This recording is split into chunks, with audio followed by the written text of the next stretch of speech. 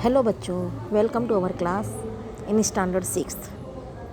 Today we will read subject of essays, lesson number 3, ancient towns and scripture. उनका वर्णन.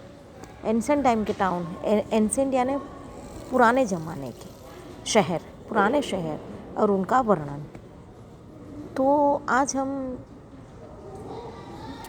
हम आपको पुराने शहरों की तरफ ले जाते हैं जो हमारे भारत में उनको मोहनजोदड़ो और हड़प्पा नगरी के बारे के रूप में जाने जाते हैं. We often hear two words, culture and civilize. हमने ज़्यादातर दो ही वर्ड सुने, कल्चर मीन्स संस्कृति और सिविलाइजेशन यानी वहाँ के रहने वाले लोग, निवासी. Do you know its meaning? इसका मतलब जानते हो? Culture is a matter related to human life. Culture का मतलब होता है कि ह्यूमन लाइफ से रिलेटेड उनके जो लाइफ स्टाइल होता था, रीत रिवाज, उनका रहन सहन. While civilization is developed by human being. और सिविलाइजेशन यानी इंसान, लोग, जो लोगों का विकास, लोगों के विकास के बारे में सिविलाइजेशन. तो लोगों की संस्कृति which be creates with his own calibre skill. और ये जो क्रिएट्स हो, सब जो क्रिएट्स से जो विकास हुआ है उनके अपने विचारों से, उनके कौशल स्किल यानी टैलेंट से, एंड क्रिएटिव स्किल यानी उनके जो माइंड में जो क्रिएट यानी रचनात्मक जो उनके टैलेंट था उससे. Egypt, Mesopotamia, India, China, Rome exhibit such great civilisation of human society. तो इन कंट्री में, इजिप्ट में, मेसोपोटामिया में, इंडिया में, चाइना में, रोम में, इन सारी कंट्रियों में ह्यूमन सोसाइटी सिविलाइजेशन बहुत बड़ी मात्रा में मतलब great civilisation of human society. तो इन ह्यूमन सोसाइटी ग्रेट सिविलाइजेशन था. कहाँ पर? अगर हम एंसेंट टाउन्स की बात करें तो इन कंट्रियों में एंसेंट टाउन्स फाइंड हुए हैं. सेंचुरीज ओल्ड सिविलाइजेशन, हजारों सैकड़ों हजारों साल पुरानी, स्टिल इंस्पायर ह्यूमन लाइफ यानी हजारों साल पहले भी मतलब लोक संस्कृति थी. Out of this civilisation we sell study about Harappan civilisation. इन सब सिविलाइजेशन में से आज हम हड़प्पा सिविलाइजेशन के बारे में स्टडी करेंगे. You have know about Harappa and Mohenjodaro. ये दोनों सिंधु वैलीज के नाम से जाना जाता है क्योंकि ये जो लोक संस्कृति थी, हड़प्पन सिविलाइजेशन और मोहनजोदड़ो, ये दोनों सिविलाइजेशन सिंधु नदी के किनारे मतलब मिले हुए हैं. इसलिए और इन दोनों की जो लोक संस्कृति, जो टाउन था और जो शहर थे, ये दोनों एक दूसरे से कंपैरिजन में एकदम सिमिलर थे. इसलिए इनको नाम दिया गया Indus valley civilization. Okay, here is में पहले प्लेसेस ऑफ हड़प्पन सिविलाइजेशन. ये सब प्लेसेस है हड़प्पन सिविलाइजेशन के. ठीक है, तो आज हम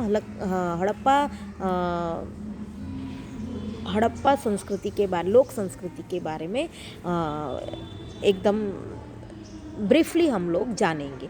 we know Harappan civilisation also as Indus valley civilisation. Remains of this civilisation were first discovered from Harappa in 1921. आप लोग जानते हो, हम ये भी जानते हैं कि हड़प्पा सिविलाइजेशन को इंडस वैली सिविलाइजेशन के रूप में भी, के नाम से भी जाना जाता है. मैंने आपको पहले कह दिया, सिंधु घाटी की लोक संस्कृति इस नाम से भी जाना जाता है क्योंकि ये हड़प्पन नगरी जो मिली थी वो सिंधु नदी के किनारे ही मिली थी.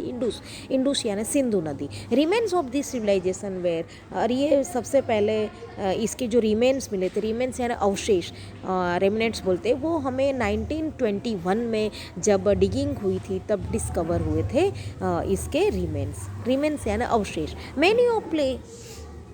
Many of the places, the civilization in the northwestern part of India include Harappa, Mohenjodaro, Lothal. देखो, ज़्यादातर जो प्लेसेस थे सिविलाइजेशन के, लोक संस्कृति, इन द नॉर्थ और वेस्टर्न पार्ट में, नॉर्थ और उत्तर भाग में, उत्तरी भारत और पश्चिमी भारत के किनारे ज़्यादातर ये शहर मिले. और तो हड़प्पा कौन कौन थे? Mohenjodaro, Lothal, Dholavira, Kalibangan, Rakhigarhi etcetera. See the locations of places of Harappan civilization in the map. Let's get introduction of town planning some of the major cities and their feature. ठीक है, अब हम आज उनका परिचय देंगे और जानेंगे उसके बारे में, उनकी जो मेन सिटीज़ थी उसके बारे में हम उसके फीचर्स यानी उसके जो कहते हैं ना स्पेशलिटी, उसके बारे में हम जानेंगे। Comparison between Harappan town and today's town. आज के नगर और हड़प्पा नगर के कंपैरिजन करें तो आपको कंपैरिजन करना है तो उस समय के नगर का प्लानिंग कैसा था और आज का नगर का प्लानिंग कैसा। Town planning, organise town planning was the most important feature of Harappan civilization का जो प्लानिंग था ना, ऑर्गेनाइजेशन आयोजन था ना, बहुत ही महत्वपूर्ण था, बहुत ही अच्छा था। All the towns were plan in a similar way, और सभी जितने भी टाउन्स थे हड़प्पा नगरी के जो धोलावीरा में मिले, लोथल, सब एक जैसे ही सिमिलर एक जैसे थे। इसीलिए इनको मतलब सिंधु वैली के नाम से जाना जाता है, सिंधु घाटी के नगर। In all places fort was on westward side and colony of जो भी प्लेसेस थे ना, इन ऑल प्लेसेस फोर्ट यानी किले। उस समय भी राजा महाराज, इसका मतलब किलों को देख के ऐसा लगता है कि उस समय भी किंग का ही मतलब किंगडम था। तो जितने भी थे वो पश्चिमी दिशा में उस थे। कैसे थे उसके फोर्ट, कैसे थे पश्चिम दिशा। And colony of common people, और आम पब्लिक जो थी उनकी society on the east side, वो ईस्ट साइड में थे। तो देखो दोनों का अलग अलग पोर्शन था। जो राजा लोग थे, फोर्ट थे, वो पश्चिम साइड में थे, वेस्ट वर्ड में थे, और जो लोगों कॉमन पीपल की कॉलोनी सोसाइटियाँ थी वो ईस्ट साइड में थी। हाईवे सेपरेट बोथ हम देम, और जो हाईवे थी वहाँ दोनों जगह से सेपरेट होती थी। हाईवे दोनों जगह से अलग अलग सेपरेट हो जाती थी। The fort on the west was surrounded by fortress. जो फोर्ट था वेस्ट का वो पूरे चारों तरफ फोर्ट्रेस था, किले थे। मोस्ट प्रोबेबली रूलर्स, और ज़्यादा सब मतलब किले से किलाबंदी थी चारों तरफ, और वो चारों तरफ किले थे। कहाँ पर? वेस्ट साइड में। और वहाँ पे लोग ऑलमोस्ट रूलर, शासक रहते थे। Bricks were often used in their town structure, और उनके टाउन बनाने में, मेकिंग में ब्रिक्स यानी ईंटों का यूज़ किया गया था। Let's study about various features of Harappan civil. चलो अब हम उससे और ज़्यादा फीचर्स हड़प्पन सिविलाइजेशन के बारे में हम और ज़्यादा फीचर्स जानेंगे उनके।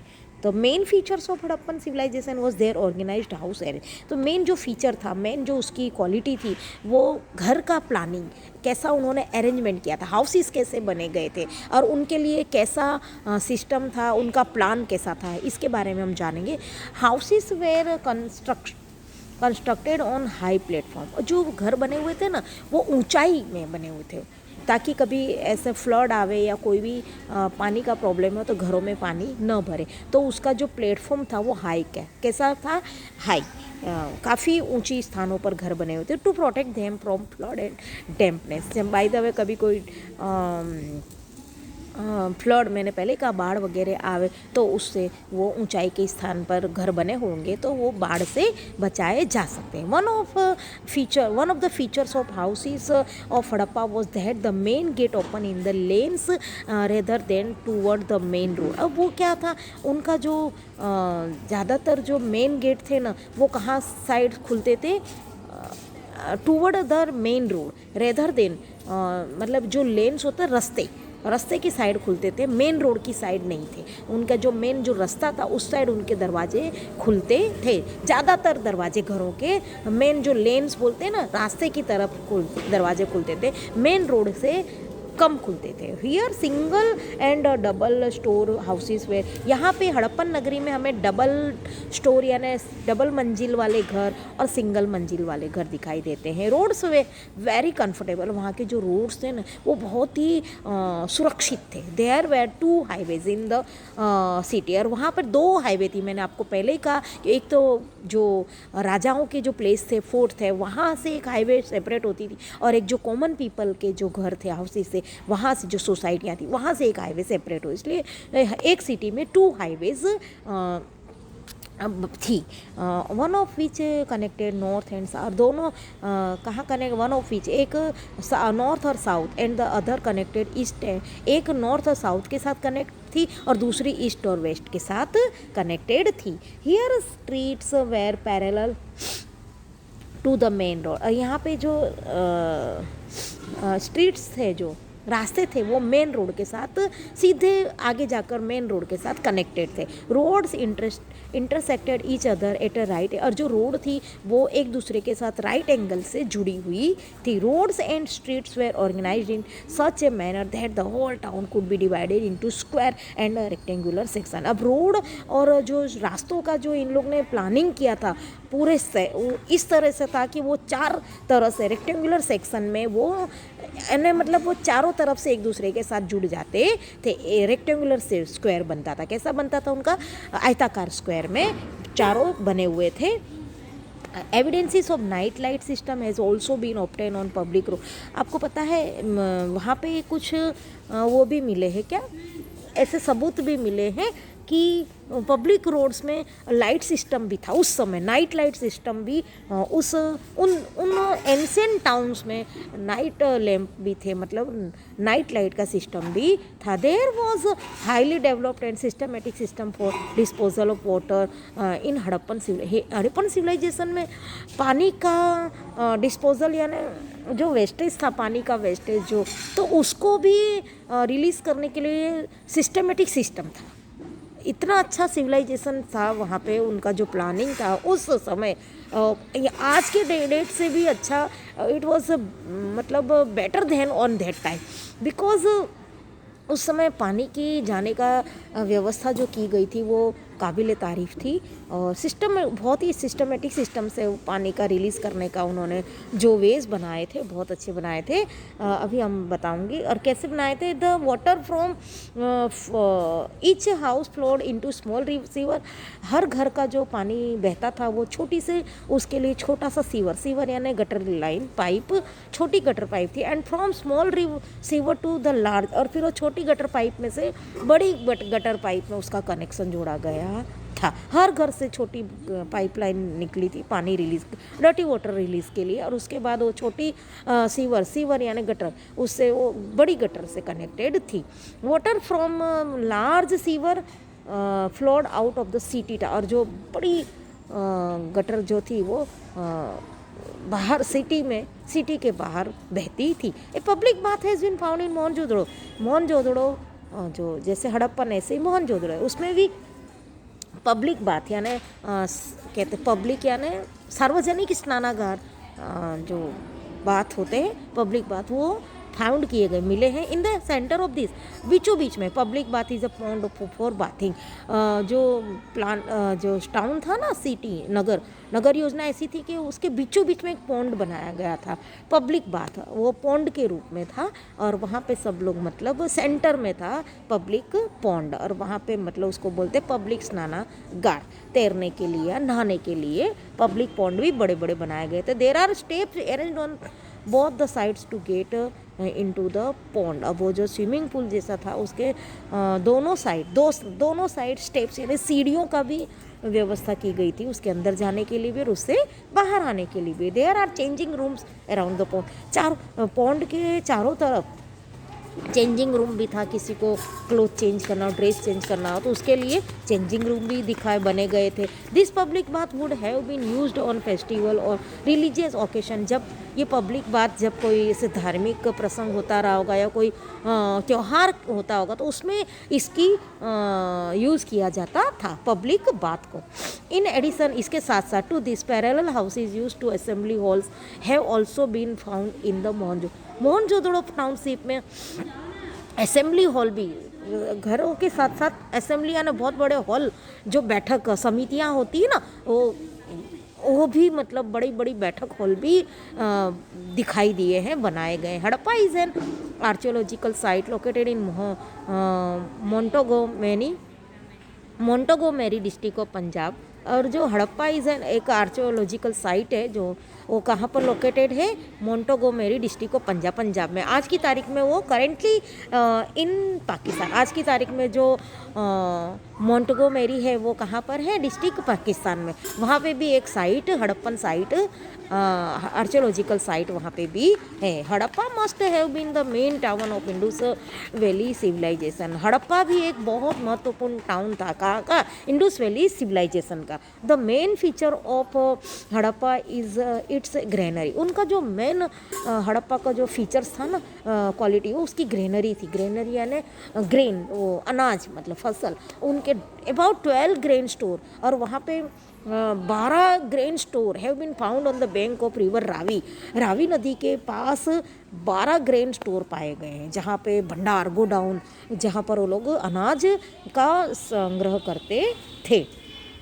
तो हड़प्पा नगरी अपनी ग्रेनरी के लिए, मतलब अनाज के लिए फेमस थी। Lothal is situated on the bank of Bhogavo. अब यहाँ पे हमारे यहाँ से अगर आपको student you have to go Lothal site, it is 80 kilometres afar from Ahmedabad, और वो अहमदाबाद डिस्ट्रिक्ट में ही उसको इट इज़ इंक्लूड। और वहाँ पे भोगाव नदी है। कौन सी नदी? भोगाव नदी के पास bank of Bhogavo river in Dholka taluka Dholka है इन अहमदाबाद डिस्ट्रिक्ट। कहाँ पर आया है? Lothal, situated on the banks of Bhogavo river in Dholka taluka in Ahmedabad district. Lothal was a commercial port. कैसा था? व्यापारिक पोर्ट था। पोर्ट यानी जानते हैं ना, बंदरगाह। And an industrial town in ancient, उस समय की, पुराने ज़माने की इंडस्ट्रियल टाउन माना जाता था। कौन? लोथल। ए स्ट्रक्चर मेड ऑफ ब्रिक्स, उसका जो बांधकाम हुआ था ना, स्ट्रक्चरिंग, वो ईंटों से बनाया गया था। Has been found in Lothal. Lothal में बहुत सारी, मतलब आज भी अगर आप जाओ तो नगर का पूरा वहाँ पे जो रिमेन्स है वो वहाँ पर है, और किस तरह का उसका प्लानिंग था वो पूरा हमें साफ साफ दिखाई देता है। वहाँ पे बहुत ईंटों से बना हुआ था वो लोथल, ऐसा ईंटें मिली हुई है पुराने ज़माने की। इट इज़ कंसिडर्ड, ऐसा माना जाता है कि that is must have been a dockyard, कि वहाँ पर डॉकयार्ड जरूर है। डॉकयार्ड यानी जहाँ से सी पोर्ट के द्वारा पानी का जहाज़ जहाँ से जाता है, और वहाँ पे गुड्स इम्पोर्ट एंड एक्सपोर्ट होता था। तो मतलब वहाँ पे सी पोर्ट, कोस्टल एरिया से, मतलब वो वहाँ से सी पोर्ट से माल आता जाता था, ऐसा माना जाता है। क्योंकि वहाँ का वो देखकर ऐसा लगता है कि वहाँ से वो सी पोर्ट उस ज़माने में रहा होगा, और वहाँ से कॉमर्शियल पोर्ट कंसिडर किया गया। इट कैन बी अज्यूम, ऐसा भी अंदाज़ा लगाया जाता है, that the vessel ships arriving here, यहाँ पर शिप आती थी, were use for loading and unloading of goods, जो माल सामान है उसको भरती भी थी शिपें, माल सामान के लिए शिपें भरी जाती थी, और उसको सामान को निकाला भी जाता था। इन एडिशन इसके साथ वेयर हाउसेस यानी अनाजों का भंडार, जहाँ पे अनाज रखे जाते हैं उसको बोलते हैं वेयर हाउसेस, संग्रह किया जाता है। एंड बीड्स फैक्ट्री, बीड्स यानी मोतियों की factory have been found there, यहाँ पे मिली है। So it can be said, तो ये कह सकते हैं that Lothal was a prosperous port, तो ऐसा कह सकते हैं बहुत वैभवशाली और समृद्ध बंदरगाह था एंशिएंट टाइम इंडिया का। कौन? Lothal. And international trade of Harappan civilization, और एक इंटरनेशनल यानी अंतर्राष्ट्रीय, यानी जो विदेशों के साथ, फॉरेन कंट्री के साथ भी जिसका व्यापार था, वो भी एंशिएंट टाइम में कौन था? लोथल था। Trade of Harappan civilization must have been done through the port of Lothal. Lothal के पोर्ट से हम ये अंदाज़ा लगा सकते हैं कि जो हड़प्पन नगरी थी वो एंशिएंट टाइम का जो लोथल पोर्ट था वो डॉकयार्ड था, वहाँ पे इंटरनेशनल कॉमर्शियल ट्रेड होता था, और इम्पोर्ट एक्सपोर्ट भी माल का होता था। और वहाँ पे जो शिप थी वो अनलोड भी होती थी और लोडिंग भी होती थी। धोलावीरा, अब हम लोथल तो हमने पढ़ लिया, अब धोलावीरा इज़ एन आर्कियोलॉजिकल, ये भी एक आर्कियोलॉजिकल, तो आप अच्छी तरह जानते हो, जो डिगिंग करते हैं, रिसर्च करते हैं, और उनकी जो एविडेंसेस होते हैं वो 100% नहीं तो 99% is true.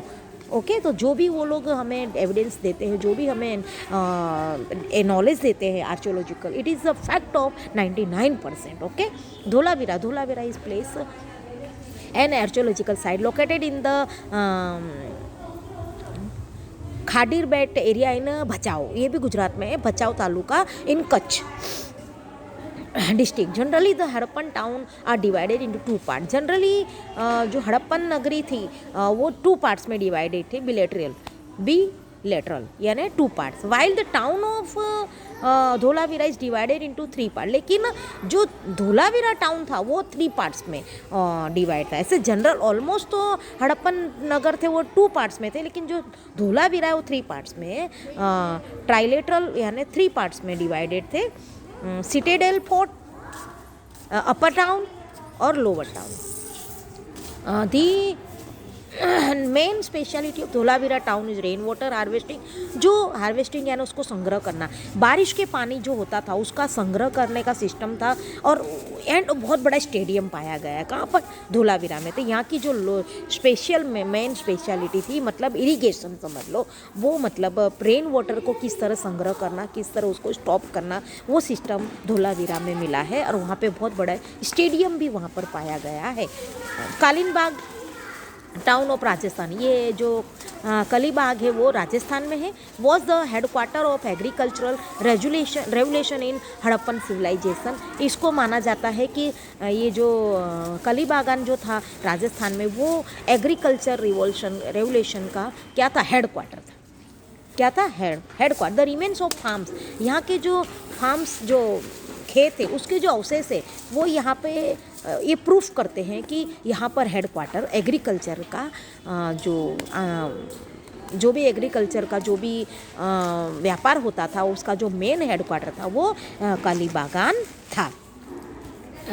The copper residue found here proves that the copper tools must have been manufactured here, and though these tools might have been used in agree. ऐसा भी यहाँ पर कॉपर्स जो मेटल है, कॉपर तांबा, वो भी यहाँ पर मिला है ये रेसिडेंस में। तो इसका मतलब ये होता है कि उस एंसेंट टाइम में भी हड़प्पन नगरी में कॉपर्स का मैन्युफैक्चर होता था और उसका यूज़ टूल्स के रूप में, एग्रीकल्चर टूल्स के रूप में उसका यूज़ होता था। Thus the town planning of Indus civilization was well. तो ऐसा हम कह सकते हैं कि जो इंडस सिविलाइजेशन जो था टाउन, जिस इंडस सिविलाइजेशन का जो टाउन था वो बहुत ही वेल ऑर्गेनाइज था। उसका जो आयोजन था पूरा बहुत ही वेल था, वेल इंजीनियर। उसके जो इंजीनियर रहेंगे वो भी बहुत ही कंफर्टेबल रहेंगे, वेल रहेंगे, well plan and efficient,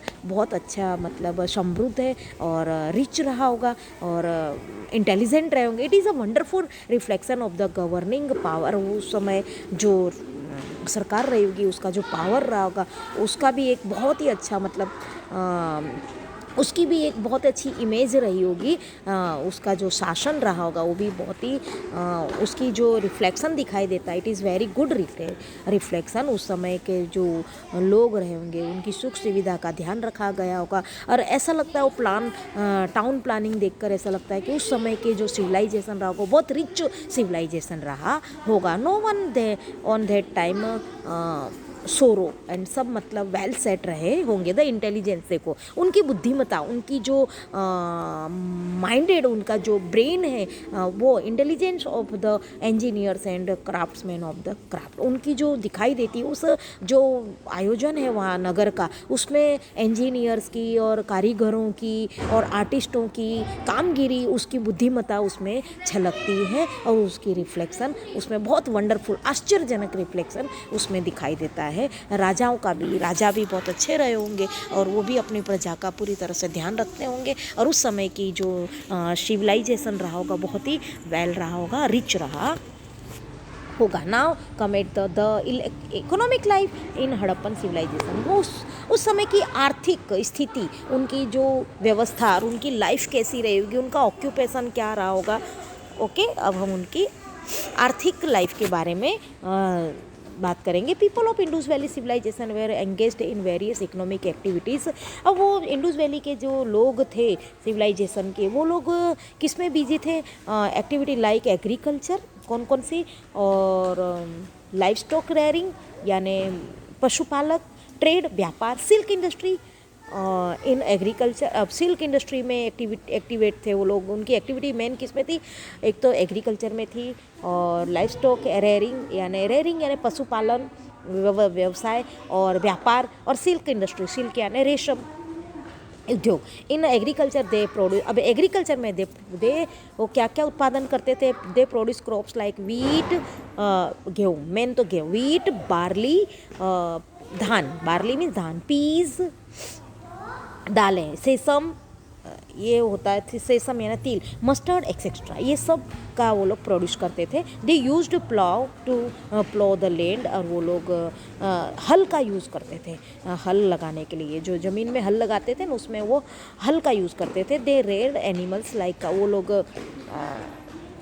rare यानी पशुपालन में वो काउस, बफेलोस, गॉट्स एंड बुलोक्स का, गाय, भैंस, बकरियाँ और बैल आदि यूज़ करते, उनका पालन करते थे। They were engage in internal as well as international trade, वो इंटरनल यानी देश के अंदर और देश के बाहर के इंटरनेशनल व्यापार में भी बिजी थे, वो भी करते थे। हिस्टोरियन बिलीव्ड दैट, हिस्टोरियन जो इतिहासकार वो ये बिलीव करते हैं कि कॉटन क्लोथ प्रोड्यूस्ड हियर, यहाँ पर कॉटन क्लोथ्स का भी प्रोडक्शन होता था, use to reach Mesopotamia and Egypt via Mesopotamia. और ये कैसे कहाँ पहुँचा जाते थे, ये जो कॉटन यहाँ पे प्रोड्यूस होता था वो मेसोपोटामिया पहुँचाया जाता था, और वहाँ से इजिप्ट और वाया इजिप्ट से मतलब मेसोपोटामिया जाता था। इन एडिशन, इसके साथ साथ of this people living here were also involve in a profession like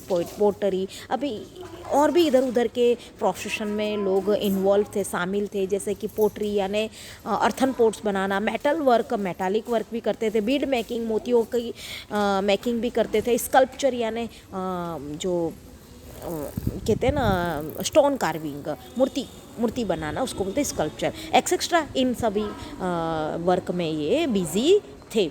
अब हम इस यहाँ की we will read about social life. Okay students, today we have to complete this lecture here, and after then this lesson will complete in a next period. Okay, bye.